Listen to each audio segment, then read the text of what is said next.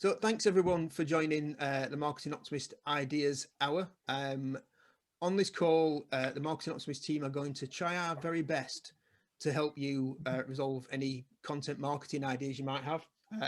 We don't always know the answers, so if you disagree, that's absolutely fine. Just disagree away and we can have a debate on it. That's not a problem. I'll quickly go around the team and introduce everybody. So Chris Fox, who's up in the top corner, he mainly handles Marketing Optimists, SEO and copywriting. Lucy is our sales exec. Annie is working with us at the moment on work experience and works mainly with Sophie, who we'll now introduce on our social media. And I'm Richard Mickey, I'm the owner, and I generally dip in kind of everywhere, really. But my main angle is strategy. That's what I like to, that's my kind of thing that I like to work on best. So what we're going to do on this is it's just a session where you can throw up struggles, problems you've got, and we will try our very best to help. So I'm going to start off with Lynn's question. Lynn, is that all right with you? I don't know. I can see some things flashing up in the chat. Don't know. Yeah, that's fine. Sorry. No worries. Yeah, go for it. All right. Cheers, Lynn. So Lynn's question, it feels like I'm on some sort of game show here. Lynn's question was, she's got a question for the creative writing people. So she says, once you have your spark of an idea for a blog piece or article, how do you push it forward how do you push forward with that to create the finished piece, and how long does it take? I think I'm going to open the floor to Chris Fox on this one, who's our copywriter and SEO guy. So Chris, what are your thoughts? Unmute, that would be clever, wouldn't it? Okay, so can you hear me now? Yeah. Fine, cool, okay. So first of all, the question kind of said blog piece, article or whatever. So first things first is whatever the form of the piece, it's going to change everything, and pretty radically. As in, it would, for me, when I'm doing something, you know, a blog is completely different in terms of how I go about it and what it entails than website page copy, for example, for like loads of reasons, but let's like not get into that. Whatever you're writing, and I see it a lot when we take on new clients and stuff, or just when I'm online generally, you read something and I can get to the end of it and I have no idea what that person was trying to convey, and half of the time it's a number of things that are causing that. One is the idea is just that, it's just the spark. They haven't actually, you know, it should be two stages. It should be, okay, I've got this spark of an idea, but no matter who, like, this is everyone, me, everybody, whoever, you know, the best writers in the world, I'm sure, they have a spark of an idea, but then it's, how do I turn that into like an actual concept, like a fundamental thing that I can explore? So the spark is just the start. Then there needs to be lots of thought into, okay, well, what is, that's my spark. How can I develop that into something that has value for a user or something? And then you begin to form what is like a tangible idea that you can begin working on. And where I think a lot of people fall down is they sometimes they don't even get to this point where they have a fundamental idea that they can work on. But when they then do, they don't carry it through. And I think it's because they're not asking enough questions as they write. So basically, from a total user perspective, always the question is, just because I know what this is, it doesn't mean that the reader does. So half the time people can speak with loads of jargon, and that's not good, because not all your users will be using that kind of jargon. So you need to kind of, you know, write in a way, whatever form you're writing, it needs to be accessible. But beyond that, it needs to link through often one idea. If your blog is just trying to get over one idea, that every single paragraph needs to bring a different piece of that together so that the final thing can fully explain it. Most of the time, it's never a single thing, it's multiple things. So again, it's that spark of an idea, think about it, turn it into an actual thing you can work on, and then it's breaking that down. So, okay, so I want to deliver these points. How am I going to deliver them? You need to plan this basically, and overthink about the user. Almost, you know, imagine they know very little and work from there. And then often in the editing process, you can go, okay, that's too simple. We'll whack that out, and you know. But that, I think, where lots of people fall down is that they start with just that spark and it's not enough. And then the other thing I find is that, like I say, you can read 3 paragraphs and by the 3rd one I'm going, I haven't even taken away a point from this. And I think the way to ensure that happens is to make sure you're never writing for the sake of it. Every word you write down, it has a fundamental use. That's the beauty of words. They are so direct, and you can convey anything if you know how to put those words together. So it's sharpening that tool. So it's from the idea, you like sort of from the spark of the idea, the trick is to just get away all the nonsense and get to the point. Always, that's always what I'm trying to do when I'm writing. Okay. I have made some notes about this. I just don't want to, so let me go back and look at them. I just don't want to miss anything. Yeah, I think I've covered that. Regarding how long it takes, could be really, wrote a blog for a client the other day, which is like an introductory thing. Hey, we have a new arm of a business. It took maybe 4 hours to get the whole thing absolutely nailed. I recently did a website for that same new business. So everything, all the copy, everything, that took 3 weeks maybe to get it, everything absolutely nailed. You know, I wrote it, did a load more SEO stuff on it, which meant I needed to edit more. And, you know, the whole process, it can take a while. If you release, you know, if it's articles on LinkedIn and stuff, a couple of hours is probably what you want to be spending. But at first, it's going to take longer because I've, you know, within that planning stage, there's a load of stuff that will at first take a while, and then it will just be, you know, become nature. I think there's some really good points. I think one of the key questions that we get asked quite a lot is how long should a piece of copy be? And my answer is as long as it needs to be. So I think there's a bit of a misnomer in that people think that really short copy is what you need, especially if it's like a blog or an article or something like that. Actually, it needs a fair bit of depth to it. So from an SEO point of view, an article should never be less than 300 words, and that's minimum. So if you're writing an article and you think you've done a blog post and it's like 2 paragraphs, it's not going to get anywhere unless you're Seth Godin and you're writing every single day some sort of pithy, continuous thing. I would be even stricter about that, honestly. I would, because handling SEO, I really struggle to optimize things for 300 words. We've done it. Clients have 300 word copy on their website pages, and we can make them rank. It's not great. And the other problem is, you know, you want your keyword in terms of SEO weaved through. So that's another point, Lynn.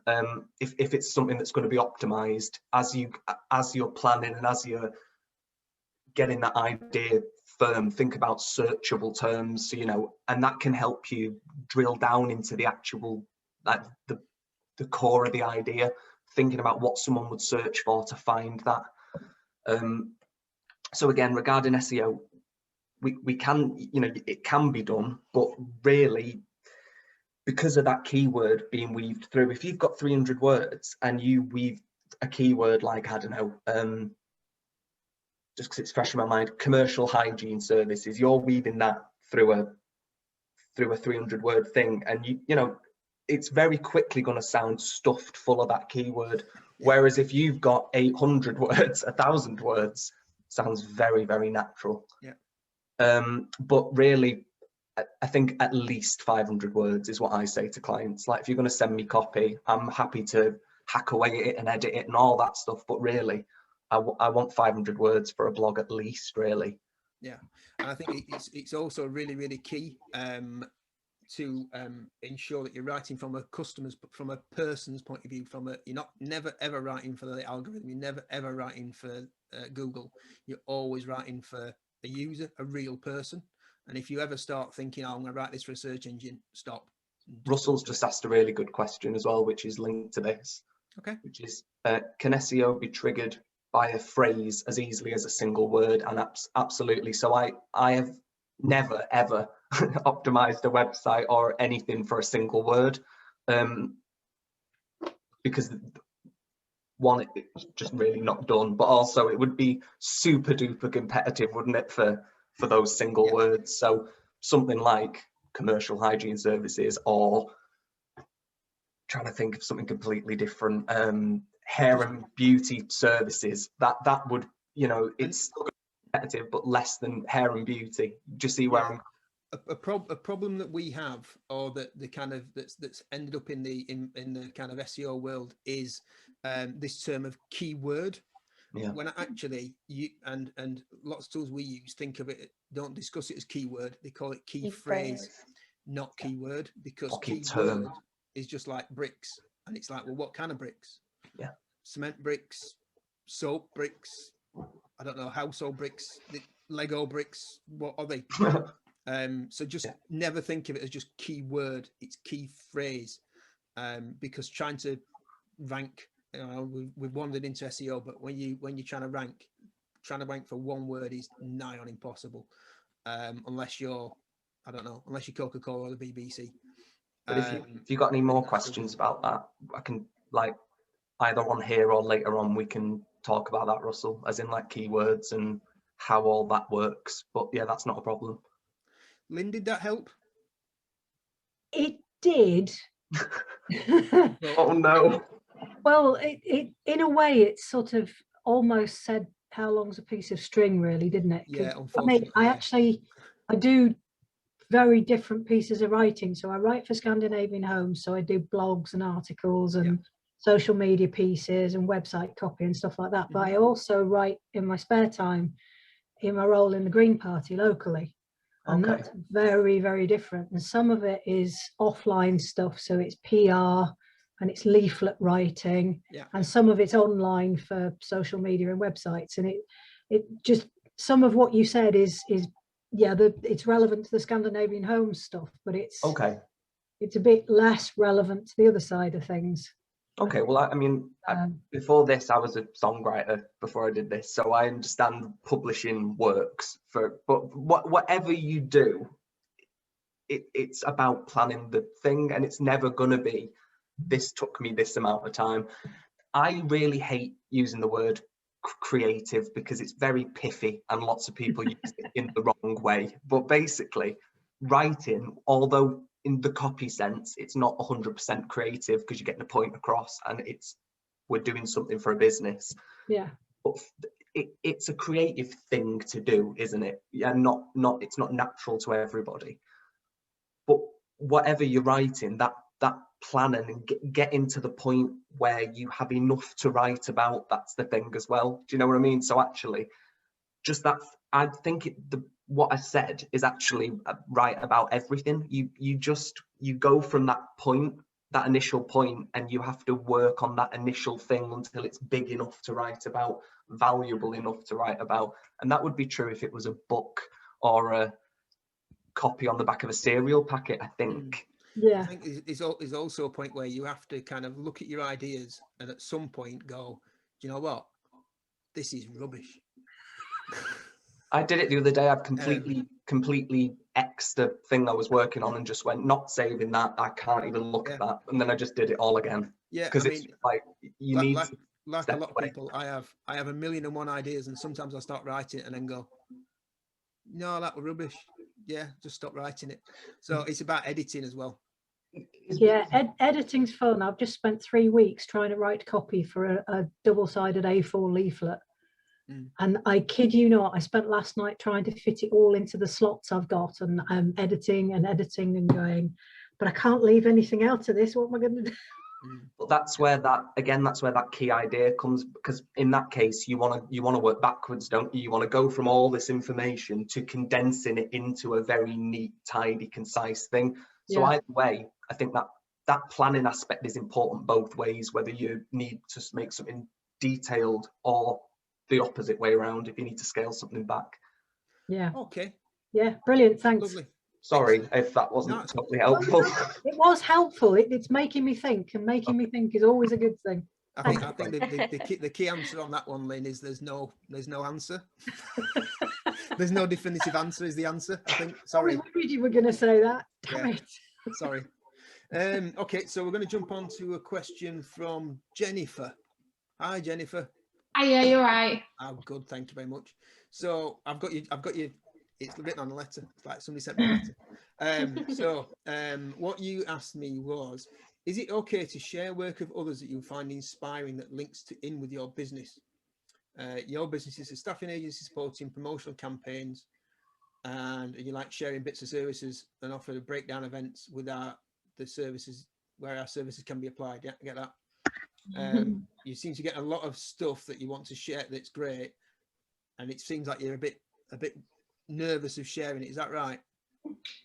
I just don't know how to share it because I'm relatively new, and you know, for the past, whilst we've been in lockdown, I've been resharing all my old content. So now I'm finding other work of, say, large experiential marketing campaigns by, say, McDonald's or Coke or big companies that I want to share so people can be inspired like I am. So I just want to know how I go on about sharing that without just posting a copy of the link to the blog that I've found or something like that. Right. I see what you mean. Okay, so I'm going to hand this one over to Sophie. Oh, you might go straight to me. I'm going to jump straight into Sophie, who's our social media person. Well, the way I look at it is, one, if you've been inspired by it, then your audience is likely to be inspired by it as well.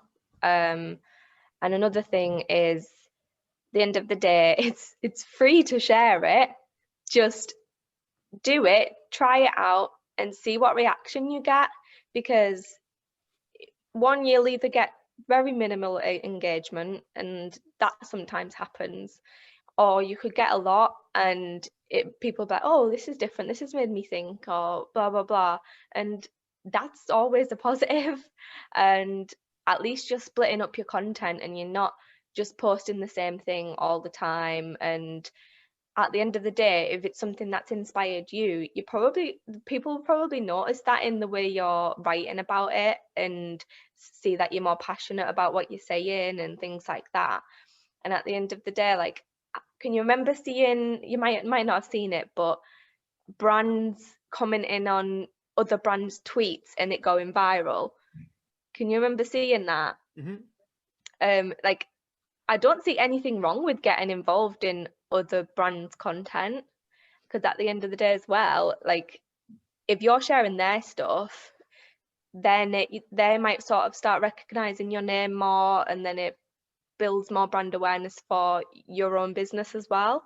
And then maybe they could share your stuff in future. I think sorry. Go ahead. Because obviously the work that I'm finding does link into my business. I'm trying to obviously show people what we can do as well, like give them ideas for their own business on how to, you know, create brand awareness for themselves. Yeah. And like you say, it's mixing up your content rather than just posting like, this is a service, this is a service. It's just posting, you know, some inspiring work by others. So I think a good angle, there was one that I posted yesterday, so it's really good to see something like that, but make sure you put your own little spin on it. I posted one the other day which was this one's a bit contentious. There's some people who modify Nike shoes, and they buy standard Nikes and they modify them. This one guy had modified them to have some blood in it. It hidden a vial of blood in these trainers, and called them like the devil's trainers. I can't remember exactly what he called them. And he put the number 666 on them, and it was and Nike had gone hairless and tried to sue, and supposedly we're going to sue him.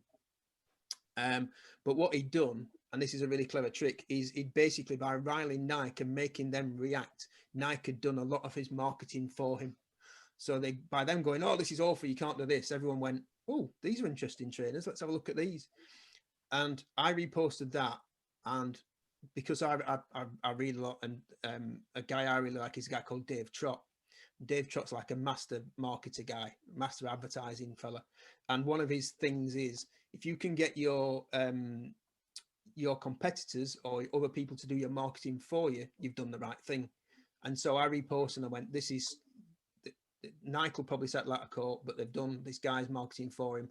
This is a thing straight out of Dave Trott's marketing handbook.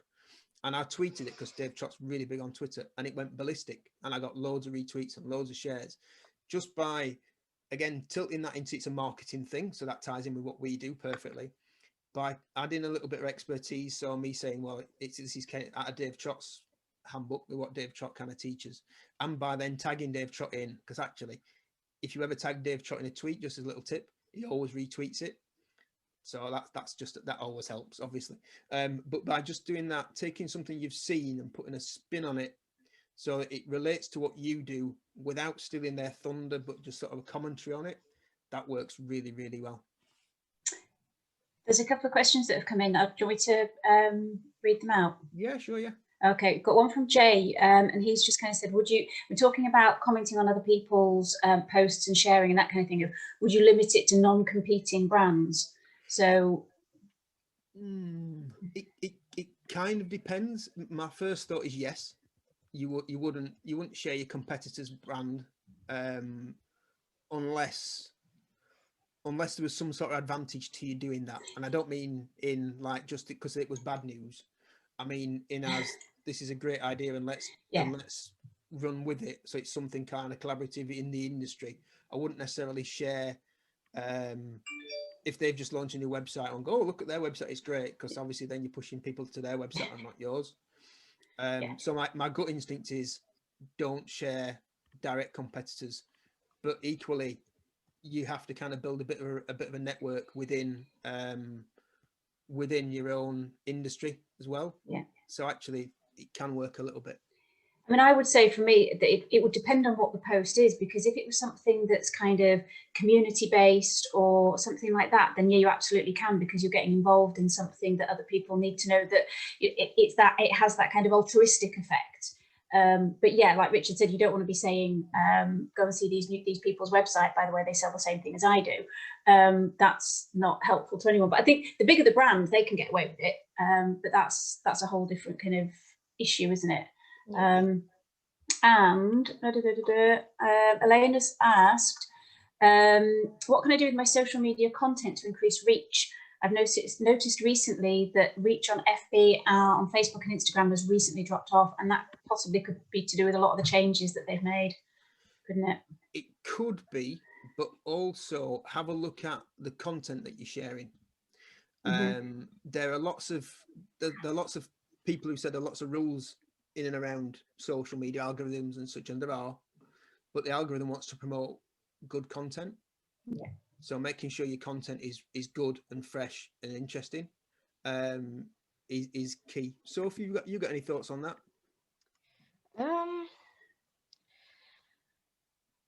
Once I'm just reading the question over again. It's all right.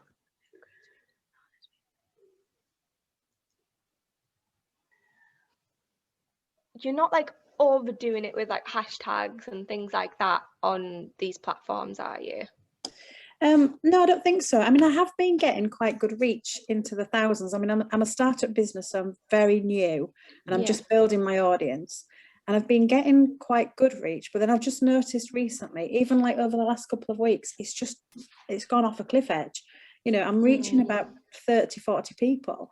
Those numbers have come right down, and I don't really know why. But just wondering if there's anything that I can do. I'm putting hashtags in there.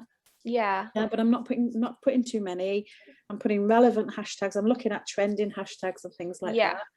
I'm not selling. It's not like constant selling. There's a few selling messages in there sort of weaved into it, but I'm trying to sort of come up with topical content.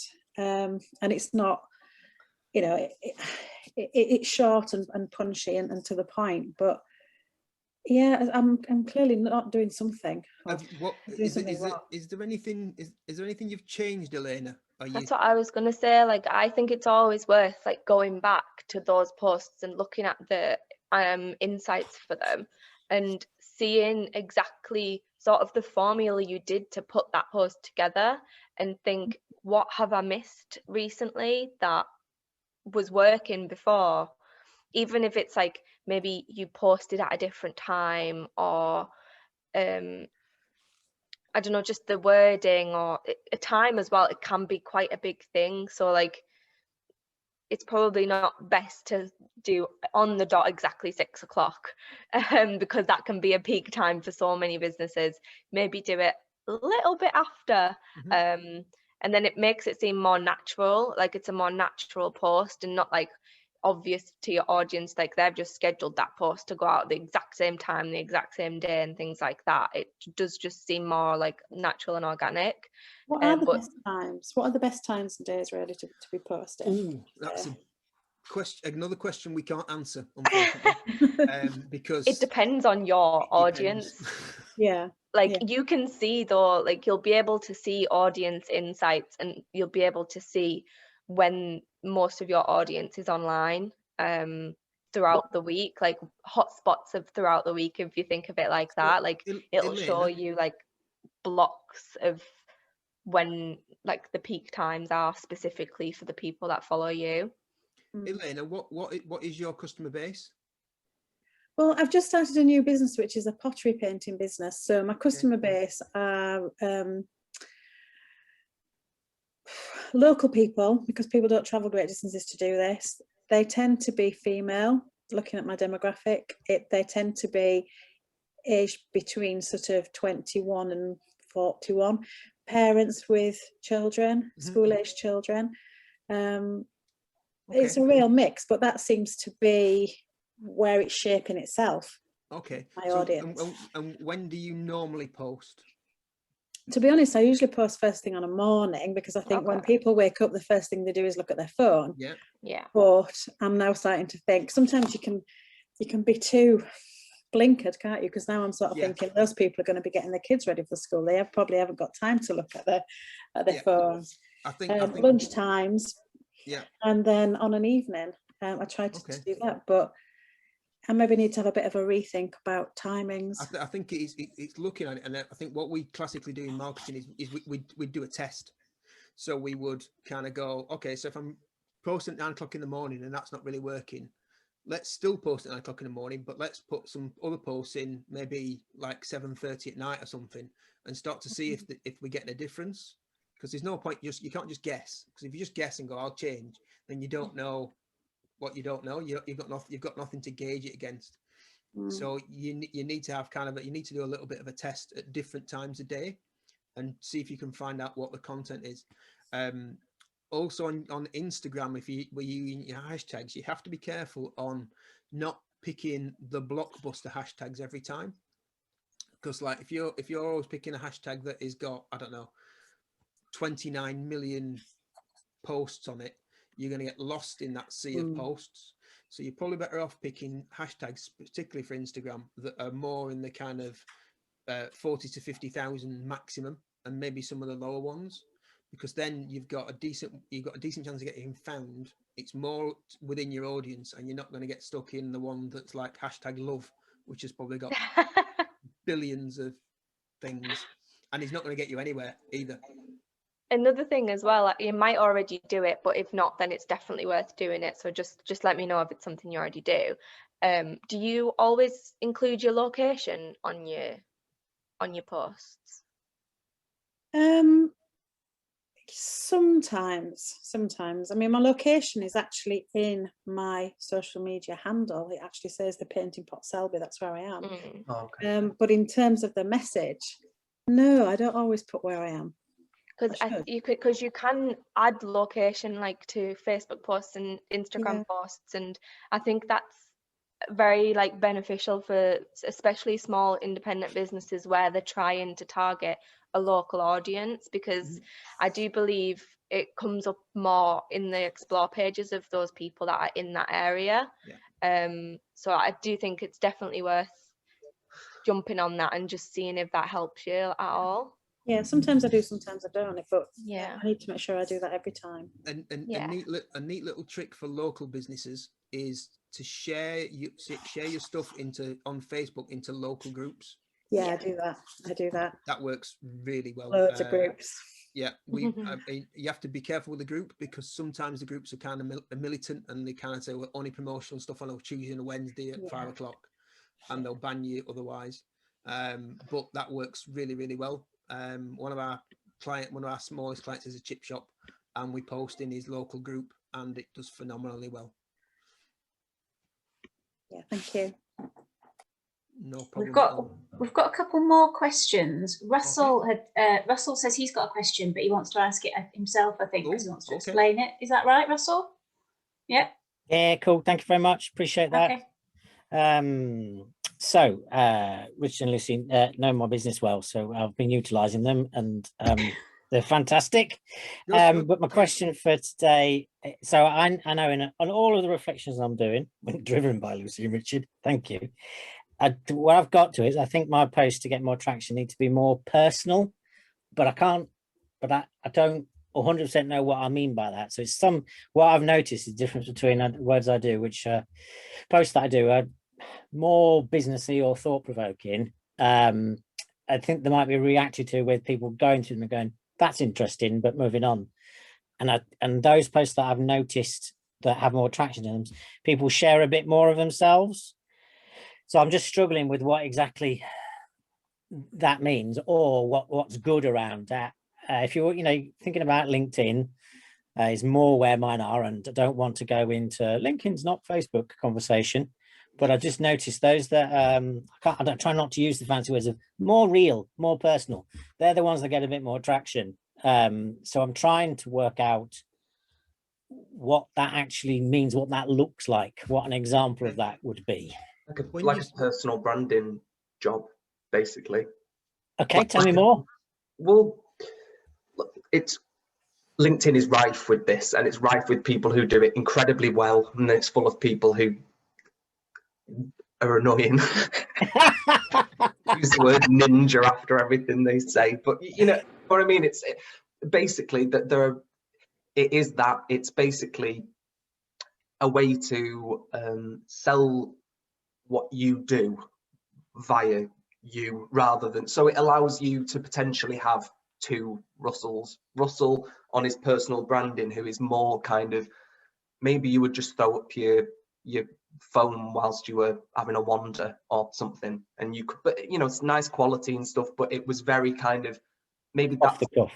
Yeah, I mean, obviously you kind of considered what you were going to say and stuff, but what I mean is it's perhaps less slick, but kind of warm, intimate, that kind of vibe, which you're definitely capable of, having met you and know what you do. That's Thank you. Street.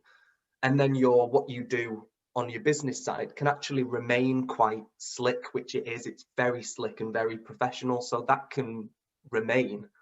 And what I would just say on that stuff is, because some of it is quite thought-provoking, and I know you have interests beyond the business world which you pull from, which is great. Lots of business people do that, and it's really useful. But what I would say is, make sure that on those posts, and I've said this to a client before who really loved doing kind of dragging from kind of almost philosophy for his business, and it was really powerful. But what I would say to him is, like, I get that because I read Nietzsche and all that, but actually some of your customers don't. So actually at that point, make sure that those, I'm not saying don't do them, because that's what makes your business, and it's different. But at the end of those posts, a real big take-home message at the end of it, almost like, for those of you that went over the head of, this is what I meant, and it's like making it really clear at the end. But in terms of bringing more of you out, I think that's something you do first on Russell Harvey LinkedIn, and you can share that across. It's not dangerous to share that into the Resilience Coach, the business page. There's nothing wrong with that. But I think if you started doing that, like more of a personal branding kind of drive, I think that would do what you're trying to do, I think. Thank you. Okay. I think what I thought I had on that was, do you want to be more personal about yourself, or is it more personal about the reader? Because one of the things that I was taught when I first started copywriting many years ago in direct mail was the first sentence, and this is just a rule of thumb, but the first word of every sentence almost should be you. So you, because you're always talking about how you can fix their problems, whatever they are. So I get it. It can be around that tone of voice as well. It's that kind of directional thing of going, we can help you do this, and also kind of an action in it. We can help you do this by doing this, but you have to then contact us to do that. So it's a difficult way of writing because people just aren't used to doing that and using that quite an energy in the content that you write as well that builds people through. I think when we're talking to Lynn about her question as well earlier, it struck me that one of the things about writing a piece is it almost needs like a story arc. If it's a longer piece, it needs to kind of ebb and flow but bring you through.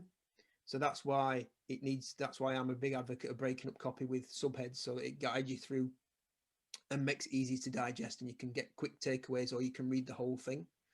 Yeah, so I think sorry, yes, no, it's really useful. Just to, I think, answer your question at the start, Richard.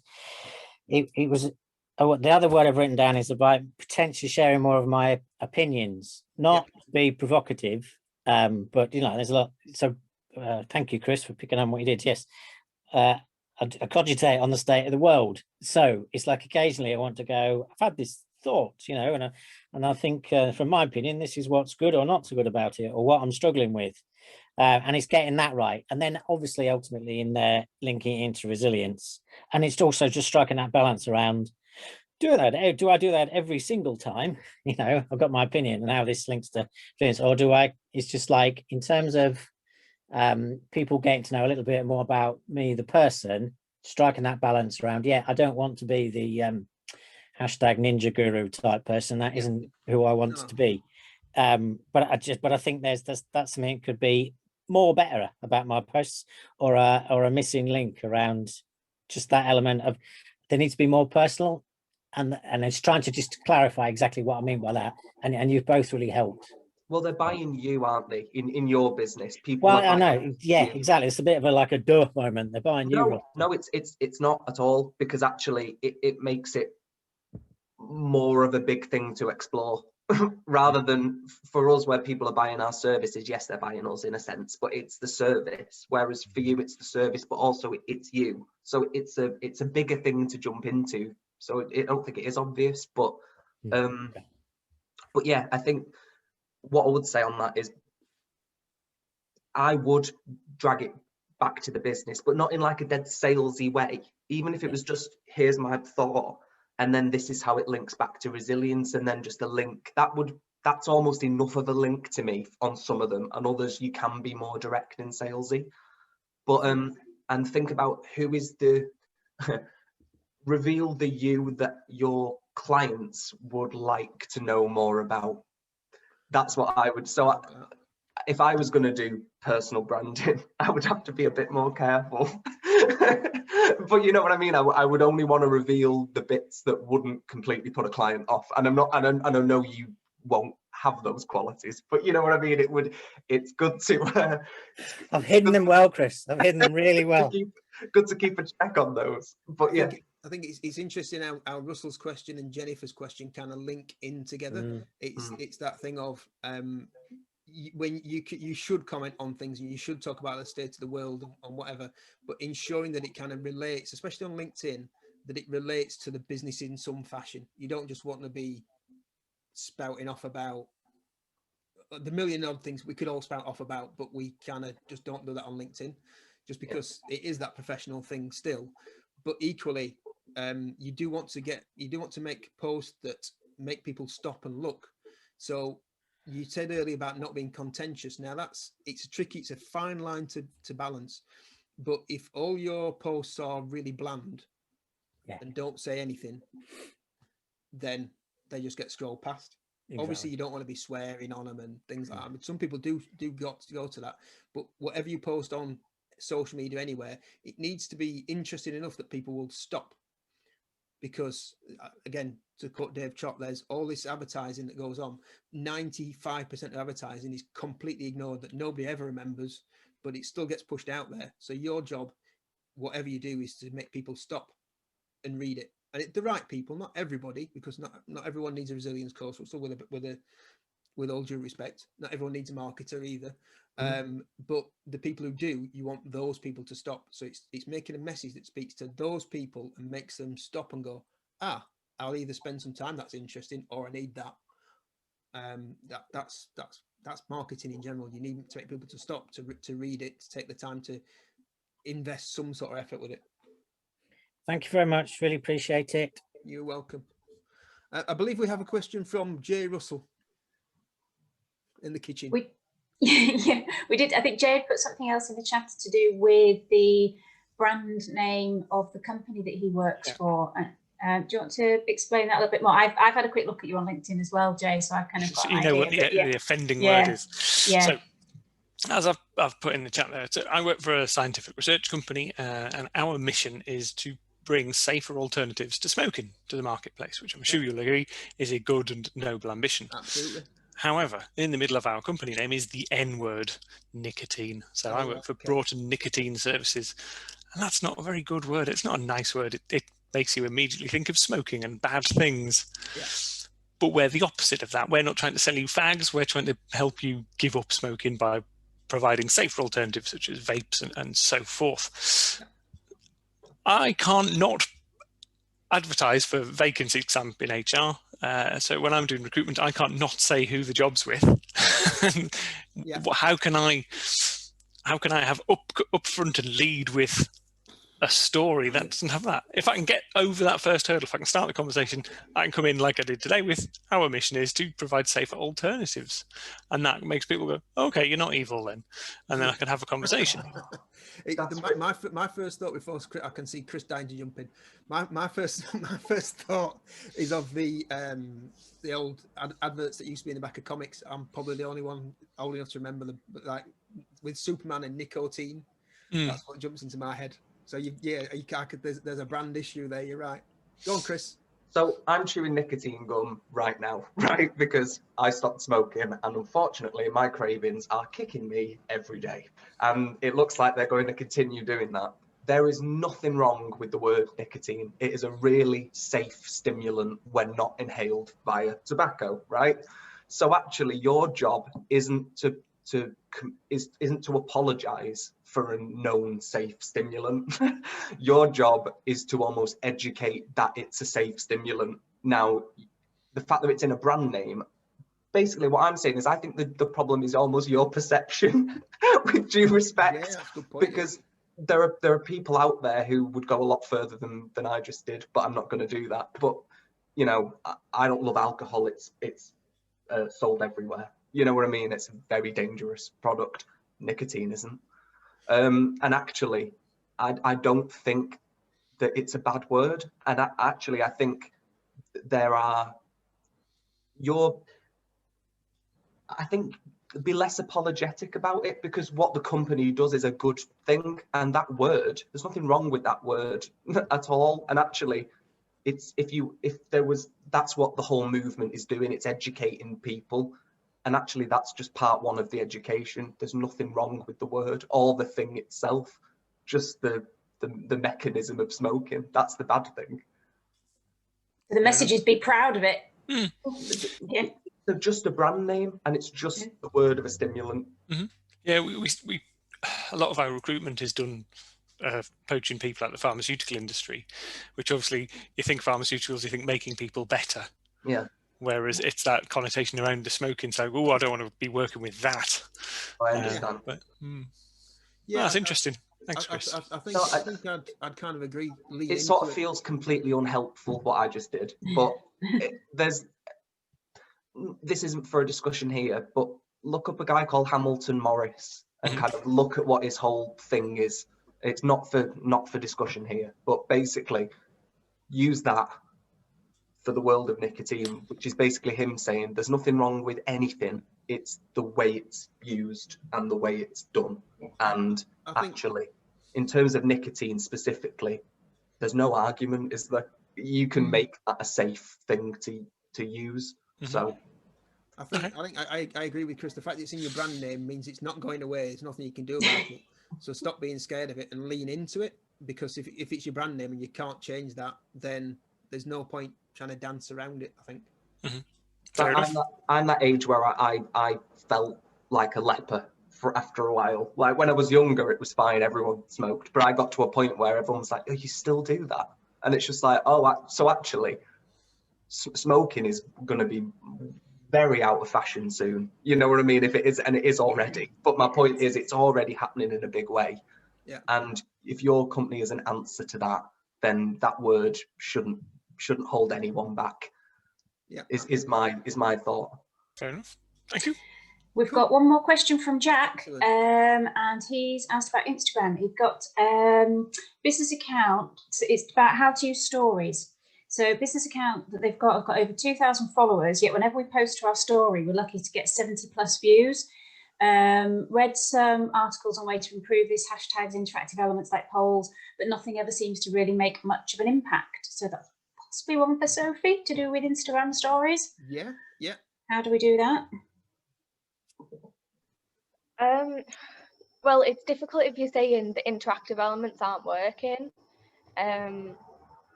What that instantly makes me think is, sorry if you can hear motorbike outside. What it instantly makes me think is maybe your audience isn't as interactive or active even on Instagram. And the other way that you can sort of bump that up is to interact with their stories and their content more a little bit. And then hopefully you would get bumped to the start of the stories list, if you will. Jack, could you give us a bit more background? What's the business? He's not got a microphone. Jack's just said he can't plug cameras. He's not got a microphone, so it's more kind of might be a pickup offline. Yeah, if you pop something in the comments, Jack, so we could have an idea what you have a look. And it's one of those as well, is to try continuously. Don't just try it for like 2 days, and if it doesn't work, stop. Like, make those polls and those swipes where they can see how good they find that thing you're posting on your story. Add them on a more regular basis, almost every time if you want to see if that ends up changing, because there's no use just doing it once a month or something and being like, oh, it's not working. I think that's the thing sometimes with all of the social media stuff, is that people expect an immediate result through a change, and they kind of think, right, well, I'll do a story, and I'll do one today, and I'll do one in a week's time, and I'll do one, and actually it's the consistency and the cumulative effect it builds. It's like a snowball, isn't it, where it kind of, you have to keep doing something regularly, and that first one probably won't do anything, and the second, the third, the fourth, the fifth, it's that kind of building up of everything that it's when you start to see an impact. But then that's the same with all of marketing. That is the thing, you have to turn up consistently. You have to have the same tone of voice, the same imagery, the same branding, and then people start to just recognize you instinctively. Yeah. I think there's the other thing to remember on Instagram is the audience does kind of split into two. I tend to just watch the square feed, the standard feed. And I don't personally really like the stories, to be honest. But other people don't bother with the feed and just live in the stories. So maybe your audience is just not a story audience. That's a possibility. The other thing would be to make sure your content is different. So for those people who are potentially looking at both, which I probably would on Instagram because it's probably my favorite social, so I'm probably looking at most stuff.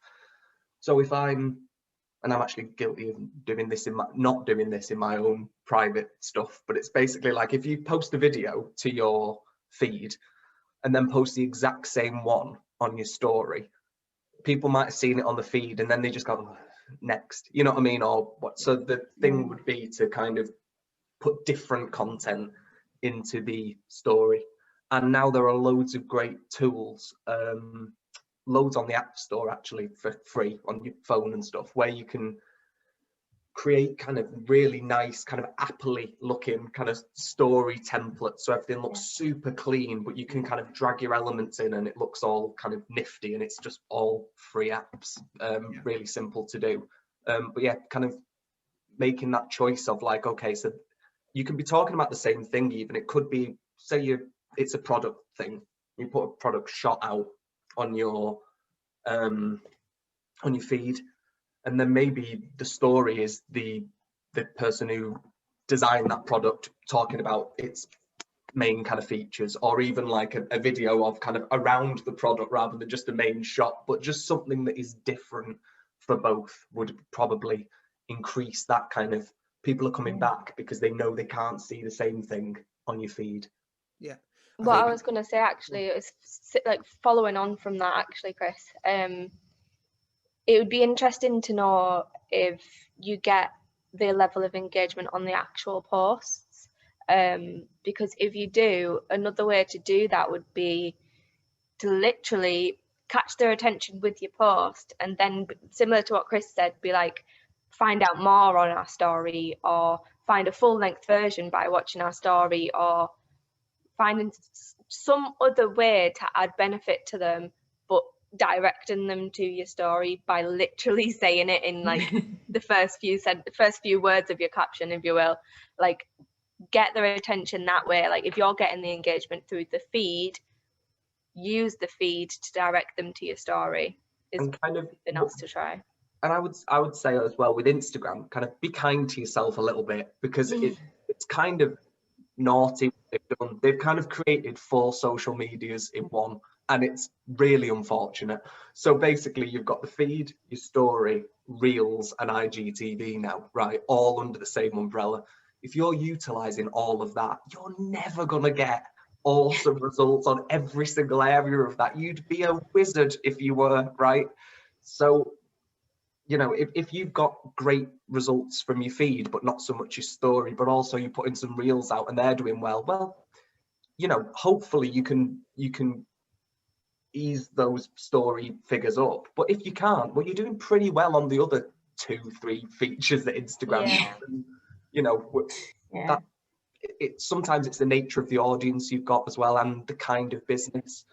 I think a really key takeaway is that yes, you can spend loads of time on Instagram or LinkedIn or Facebook or Twitter or wherever you're spending time on, and you can get good results, but you really have to think of, is your client there? Now, we've obviously, as Marketing Optimists, we've got an Instagram account. We don't post on it a massive amount, but then most of our clients don't come from Instagram. Most of our clients come from LinkedIn, because they're other businesses. So we have a presence on there, obviously, because we're a marketing agency, we have to have a presence on there.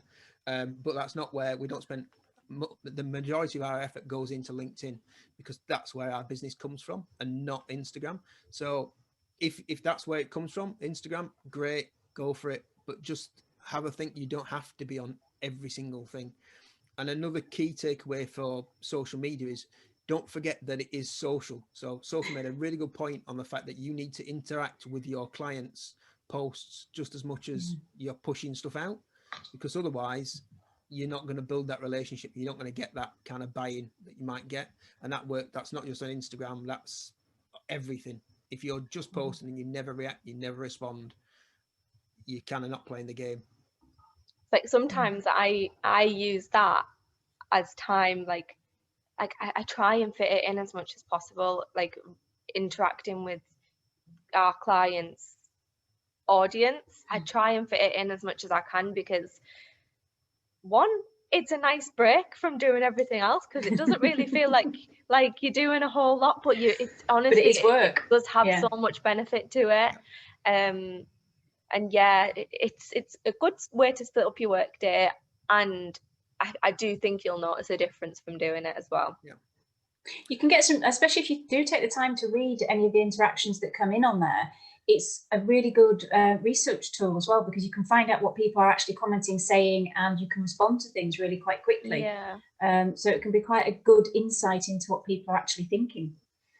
And just another quick tip on that is, if you are looking at insight and you're not getting engagement, you're not getting people asking you questions, well, make your posts ask questions. loads of tools, loads of sites, Twitter, LinkedIn have question and answer things. Even Instagram has question and answer tools made on the stories. So ask people questions, and then you're going to get a response. And from that response, you can get that can be the sparkling for articles that you might want to write. It can then be things about interaction. It can be like customers like one product or not another product. There's all sorts of interaction. Ask questions. If you're stuck, ask a question. Even if it's like, I'm stuck, what do you want me to write about? People will tell you. So asking questions is always a really, really good idea.